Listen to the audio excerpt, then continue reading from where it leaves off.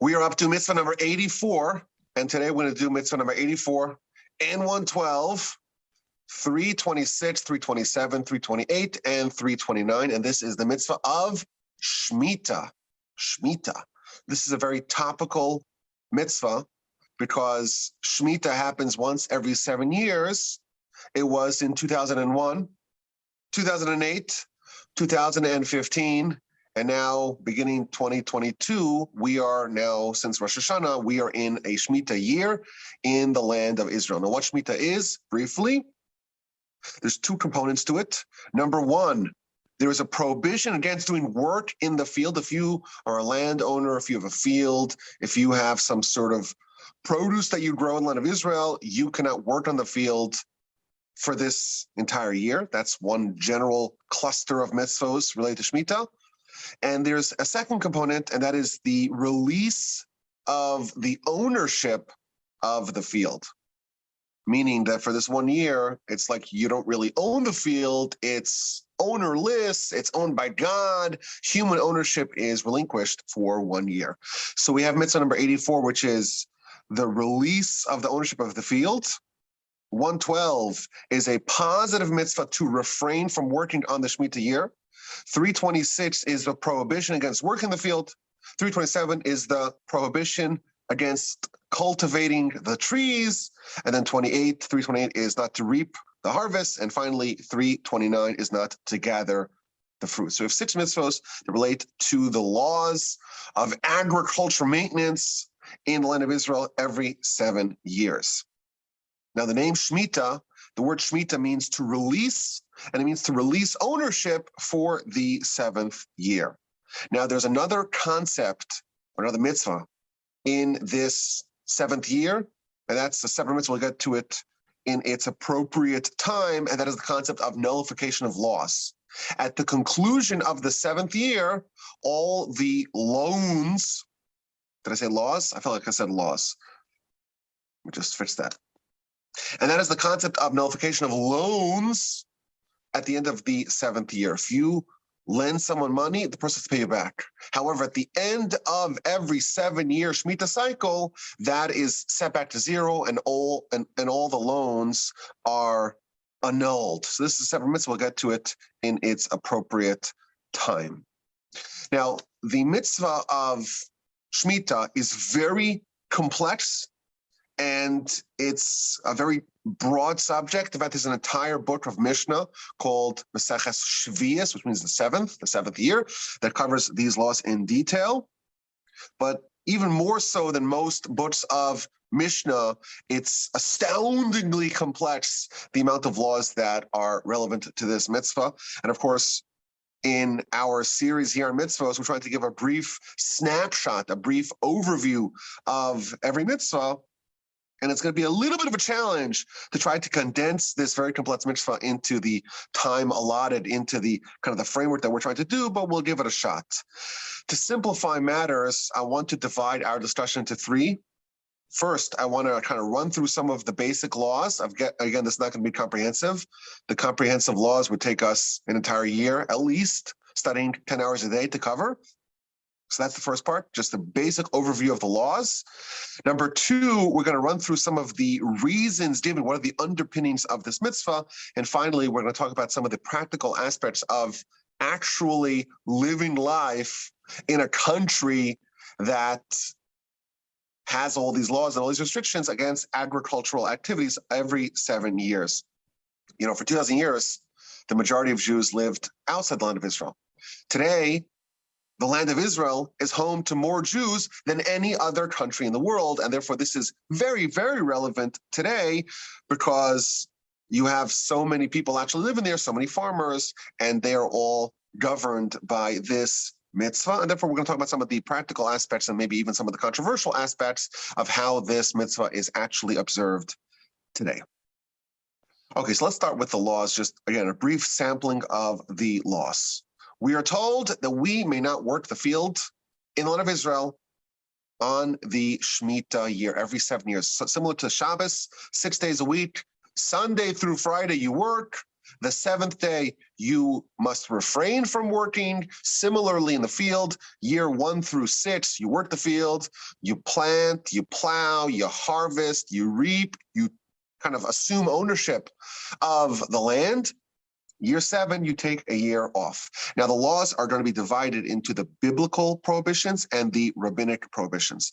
And again, I don't want to get too technical because it's a little bit, well, it's a lot of laws, but I want to give just the basic framework and overview. Today, because we don't have a temple, all the laws of Shmita are rabbinic, so it's important to note that, number one. But the laws itself, we always separate the biblical restrictions versus the rabbinic restrictions because there is a very important difference, a very relevant difference between things that are biblically prohibited and things that are rabbinically prohibited. The things that are biblically prohibited, under no circumstances would you be allowed to do that on the seventh year. Whereas things that are rabbinically prohibited, if refraining from doing that will permanently damage your field, then you may, in fact, do that on the Shmita year. You could do as much as is necessary, and not more, of course, to prevent the death of a given plant. And those things, like we'll talk about them, like watering the field, etc., things like that, you're allowed to do things that are only rabbinically prohibited, provided that that is what's needed to ensure that the plants don't get destroyed. The 4 things that are biblically prohibited are planting, harvesting, pruning, and picking the fields. And then once we get to the rabbinic aspect of it, we talk about, applying fertilizer and plucking dry leaves or branches or watering a garden. These are all parts of the laws that are prohibited, but you would be allowed to do that if that is necessary to ensure that the field doesn't get destroyed. Now, just to give you an example of how detailed these laws are, one of the books that I read to prepare for this discussion, it's like a simplification of these laws. And it has an entry on mowing the lawn. So lawn is, you have grass. That's a plant. You let to mow the lawn on the Shmita year. So, of course, it's not for food, but this is not necessarily limited to food. Any work in the field is prohibited. So are you allowed to mow the lawn? So this is what it says. This is what the entry on mowing the lawn says. This is what the entry on mowing the lawn says. If there is a concern that the lawn grass is going to harbor snakes, because once there's lots of grass, there's room for snakes to go there, and that's very dangerous, then you could cut the field. You could cut the grass. If the grass is very thick and you want to mow the lawn to improve the general appearance, well, then it's a whole discussion. Opinions differ. If it is being mowed to improve its general appearance and the grass is thin, then it's definitely prohibited because it's going to improve the quality of the lawn. And regardless of what instance you are mowing the lawn, you cannot mow it as low as you do under normal circumstances. You have to cut the grass a bit higher. So again, this is just such a minute aspect of life, but it kind of gets us into the framework. If you're living in Israel and you have a garden or you have a lawn, your whole life or your whole year is going to be dominated by all these specific laws because you are not allowed to just behave as if you own it under normal circumstances during this 7th year. Now, there are also prohibitions on work done before the 7th year, depending upon at what juncture of the 6th year work is not beneficial for crops of the 6th year, meaning work done on the field on year 6 is beneficial for the fruits of year 7. At whatever juncture a given fruit no longer benefits from work for that year, it would already be prohibited to work on that particular part of the field, even on year 6. So our sages tell us that grain, the cycle of grain, it no longer benefits from work on year 6 once Pesach of year 6 hits. meaning that all the work that you do for the grain from Pesach onward on year 6 only benefits the fruits of year 7. And therefore, working on the field, on the grain part of the field, from Pesach onward would be prohibited. Now, again, so we're just kind of giving a brief overview of the laws. The actual details are absolutely voluminous and vast, but I want to kind of just sprinkle in some of the various different subjects that come up. So this law is limited to the land of Israel. What exactly are the borders, the dimensions of the land? That is an enormously complex question, because where exactly, does the borders of land of Israel end? We know that there was the conquest of Joshua, and all the land that he conquered is kind of one aspect of the land. And then you have the subsequent conquests of David, and then you have a second temple era, the second commonwealth. And what about the areas on the other side of the Jordan, which were part of biblical Israel, certainly not part of modern Israel? What about the land, let's say, south of the Dead Sea, which almost everyone agrees is not part of biblical Israel, but is part of modern Israel? Very complex, and this all gets into the subject of where exactly the field is and what exactly are the Shmita laws governing that particular part of the land. And again, we're just trying to be as brief as possible to just give the overview of what this means. So we talked about the prohibition against working in the field. There is a second set of restrictions, and that is to relinquish ownership of the fruits of the land. You have to make your field open for all, free for all. You're not allowed to lock your gate. You're not allowed to deny access to your field. Anyone is allowed to walk in. If someone walks in, they're allowed to take fruits. It's, again, not yours. It's ownerless. In fact, you are required to declare it ownerless, but even if you don't declare it ownerless, that is the law. Anyone can walk in and take whatever they want, provided that they don't take more than a week's worth. And you really can't stop them. Now, if people are being unreasonable, if they're damaging the trees permanently, then you could stop them. But again, there is a restriction against prohibiting people from taking fruits not yours. Doing business with fruits of Shmita is another aspect of this law. Again, the fruits must be declared ownerless.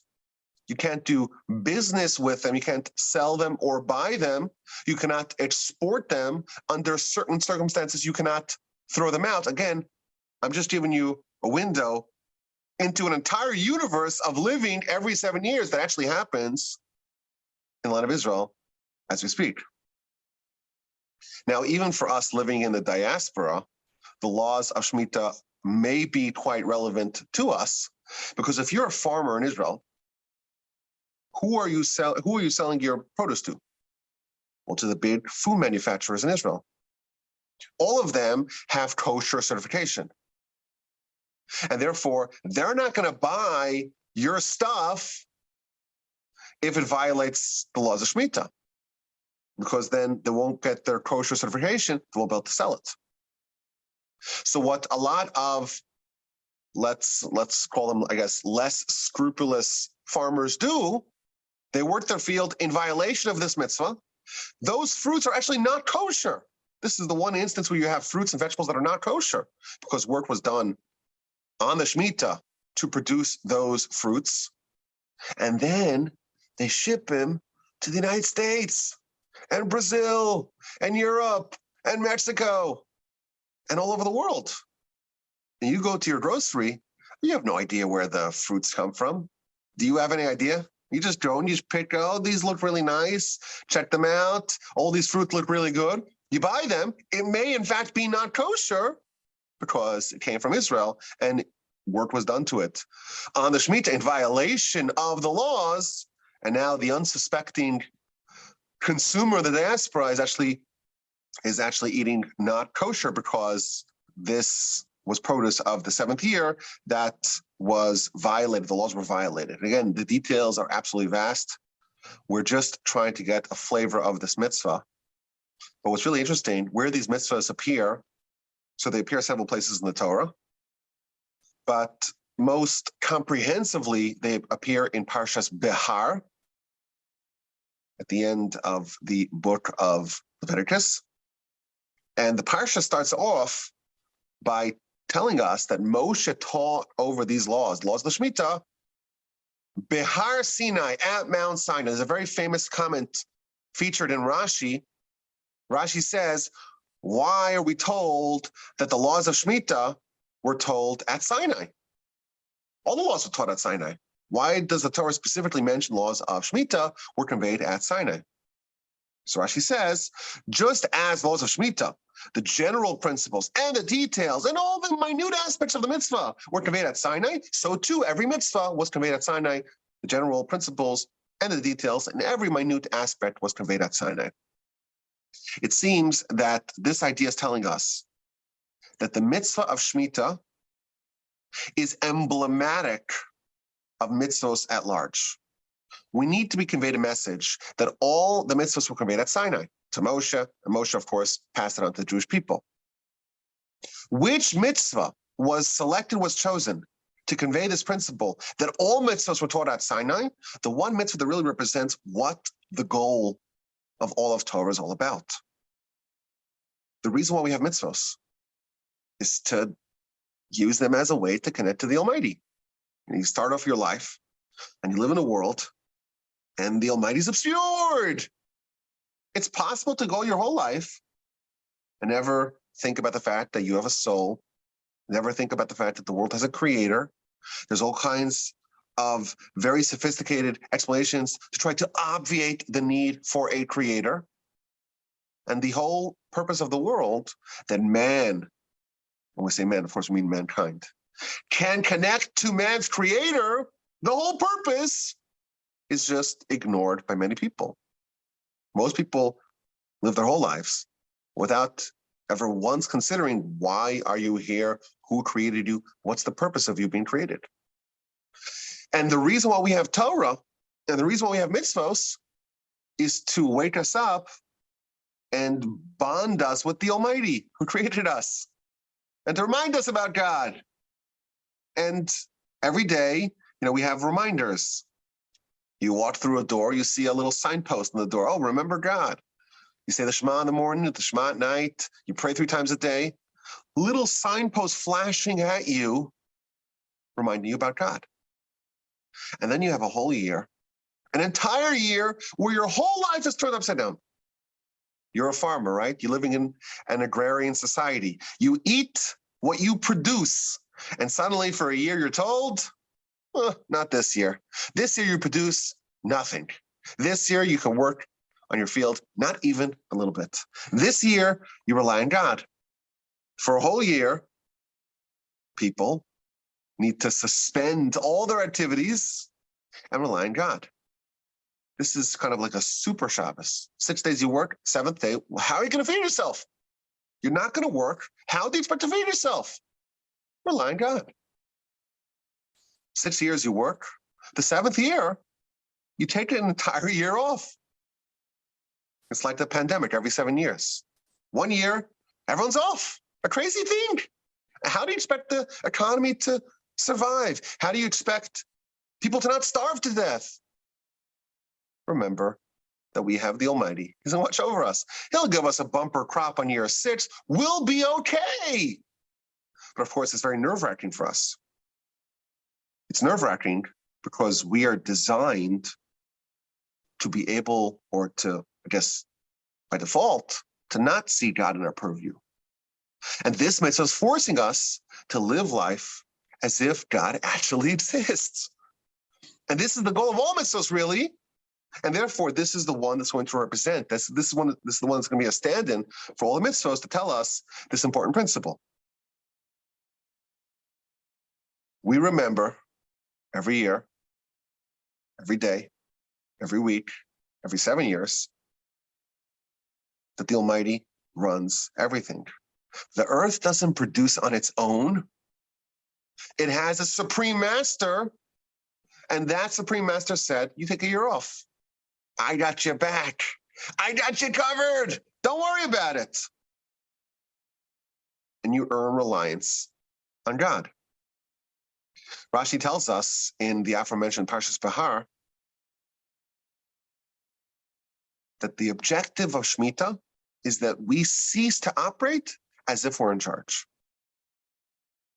We, for an entire year, fully acknowledge that it's the Almighty who's in charge. They tell over a story that two litigants came to Rabbi Chaim Volozhiner, and they were fighting over a property, and each one of them said, it's my property. Another guy said, no, it's my property. So Rabbi Chaim said, let's go to the property. Let me look at the property. So he goes to the property, and he lays down on the ground, and he says, do you hear that? Do you hear that? It's so interesting. You say the property is yours, and you say that the property is yours, but the property itself is telling me that both of you are mine. So he was saying that for us in the context of the fact that we have to recognize that ultimately the destiny of all of mankind is we're going to be planted back in the ground. We're going to be interred in the ground. We're not going to survive forever. But ultimately, the idea is that the Almighty owns everything. Everything from the earth below to the heavens above is all controlled by God. And we forget that. And then we have the Shmita year to remind us this very, very strongly. And by the way, as I mentioned earlier, the idea of Shmita applying to money, there is no greater act of recognition of God's control than when we say, all the money that's owed to me, it's completely annulled, we'll start over from scratch. Now, it's also interesting that, the concept of a sabbatical is widely accepted today. The idea you take a year off, you write a book, you do a research project, you write your thesis, take a whole year to focus on it. Even with respect to crops, there is a concept to allow the earth to replenish its resources, take a year off. But the way it's done today, you go to Nebraska, this concept exists, but they'll do a rotation. Every farmer would divide his, let's say, all of his land into 7 and do a rotation every 7 years, or every year, 1/7 of all of his land takes a year off. And that way, it's always constantly being replenished, but there's never a year that you're producing nothing. Yet the Torah tells us to have a sabbatical, not just every farmer, but all the farmers of the entire land, and you will rely on God. The entire land, all the farmers, in an agrarian society where you need food to live. If you don't have food, you're dead. You can't just import it as easily as you can today. The Almighty expects us to do that tremendous leap of faith. And what's interesting about this is that he promises us that he's going to make miracles for us. You do it, I'll make sure that you're not going to lose. And even today, every Shmita year, there are evident miracles that happen to Shmita observant farmers. There were many, many examples of this where, for example, one year, 1959, there was a swarm of locusts, and every Shmita observant field was untouched, and every farmer that violated those Shmitas, and every farmer that violated the laws of Shmita had all of his produce absolutely devastated. So we still see that the miracles that God promises even exist today. Now, on a practical level, again, like we mentioned, the details are very vast. The details are complex. The consequences of not observing the laws of Shmita are very serious. We read in Pirkei Avos, in Chapters of the Fathers, chapter 5, which we read that in our ethics study, that exile comes to the world in punishment of 3 sins, the 3 cardinal sins, and not properly observing the laws of Shmita. This is a cause for exile. Now, Israel has had a renewal the last couple of hundred years. People moved from all over the world back home to Israel. And they started to observe all the agricultural laws of the land. There are many agricultural laws like the tithing, etc. But this particular law, because it's so vast and complex, and because the demand of faith that it requires is so deep, it's so profound, this law was actually, sadly, either unknown or ignored at the onset of the Jews coming back to the land. The credit is largely due to the Chazon Ish. The Chazon Ish was the leader of Torah Jewry at the founding of the state. He passed away in 1953. He lived in Israel for 20 years, from 1933 to 1953. And he wrote tremendously about these laws.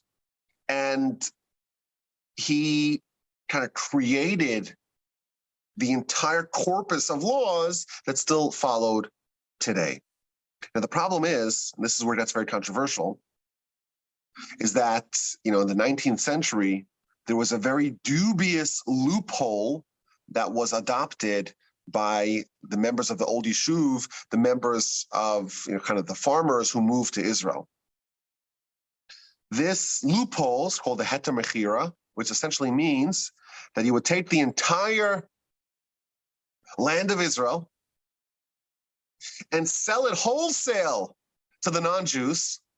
And non-Jews don't have the Torah, don't have these mitzvos, and therefore you kind of rent space in the non-Jews' farm, and therefore you find this ingenious loophole to actually work on the field and to violate all the laws of Shmita in a kosher way during the 7th year.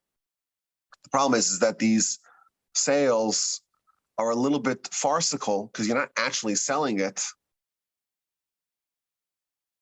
number one, but also it's prohibited to sell land in Israel to non-Jews, but nevertheless, this loophole was employed. The Chazon Ish arrived in the land of Israel, and he kind of banned this wholesale loophole, and he created enough, or he formalized enough leniencies to actually facilitate the implementation of laws of Shmita completely without relying on this, wholesale loophole. In fact, this was at the time before the foundation of the state, where the Zionists were trying to lobby for a Jewish state in the land, and they were claiming, hey, it's ours by right. You can't claim that the land is yours by right, and then every 7 years sell it to the non-Jews as if it's so easily relinquished. So that's another important kind of component of this, is that there have been various efforts to try to make this mitzvah more easily observable, and some of them are more, or some of the loopholes are more reliable than others. And one of them, the Heter Mechira, very controversial. Even today, you go to Israel, and you can see on the grocery shelves, you'd see 2 bags of potato chips. They look identical. They probably taste identical. One of them is more, would have on it labeling, or would say, this is done via the Heter Mechira. This field, it was worked on by Jews, year 6, year 7, year 8. It's owned by Jews in year 6 and year 8, but it was kind of sold, in quotes. It was sold to non-Jews for year 7 in order to facilitate this loophole. And a lot of people rely on it. A lot of people do not rely on it. There is another kind of way that people get around, or another kind of general loophole that is present in modern times. That's called Otsar Beis Din, which means the warehouse of the court. What this means is that you own a field, you must declare that field is ownerless. All the produce, all the fruits, all the vegetables, they're all, and no one could come and seize it, take it for themselves. What are you going to have? You have a big field. You're going to have a million people coming in, rummaging through, making a huge mess, potentially damaging the field for next year.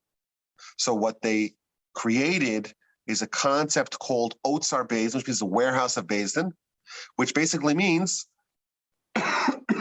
excuse me, which basically means that the court is going to oversee and supervise the distribution of the free stuff for everyone. Essentially, they're going to employ people to work the field in the permissible ways in order to allow the distribution of the free fruits to everyone. If you think about it, most of us, I don't know most of us, but a lot of us live in cities, and there are not a lot of farms around us. So how would you kind of use this thing? How would you walk in someone's field and take the fruits for yourself? A, there's a problem, you may damage the person's field. B, you don't live there.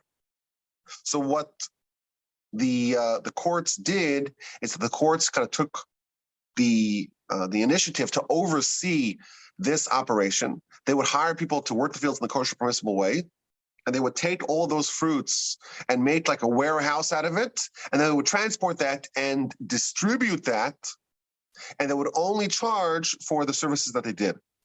They wouldn't actually charge for the produce. So you would actually, in the land of Israel today, you have like these marketplaces where all the fruits are what's called Otsar Beis Din.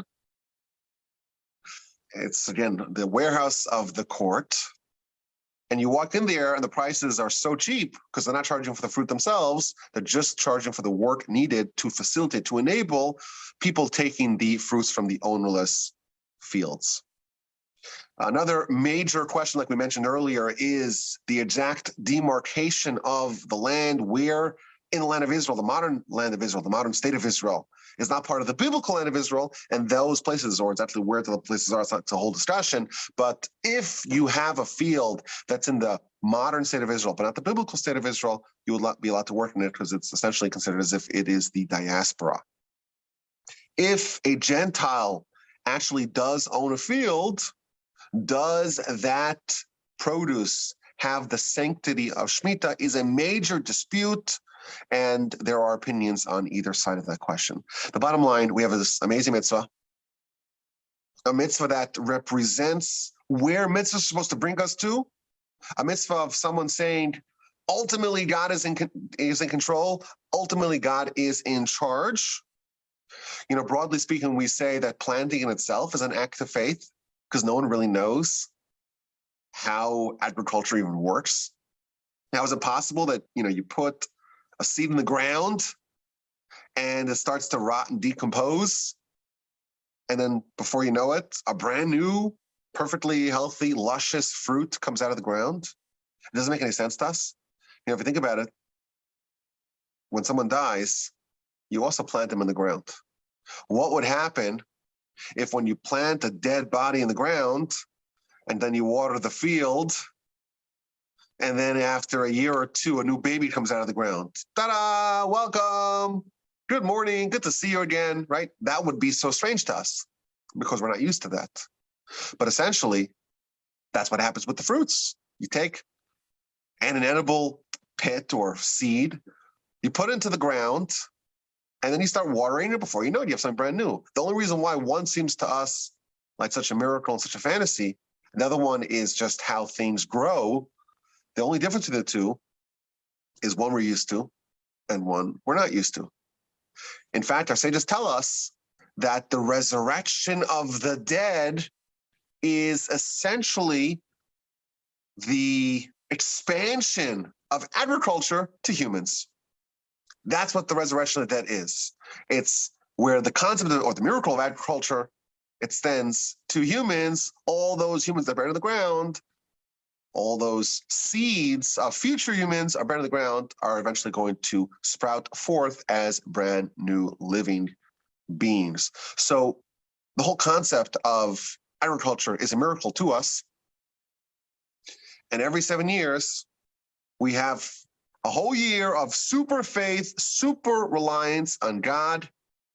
And this kind of mitzvah is really emblematic of all the mitzvahs in general, they're all there to try to foster and create a feeling of connection and relationship between us and the Almighty. As always, my email address is rabbiwolbe@gmail.com.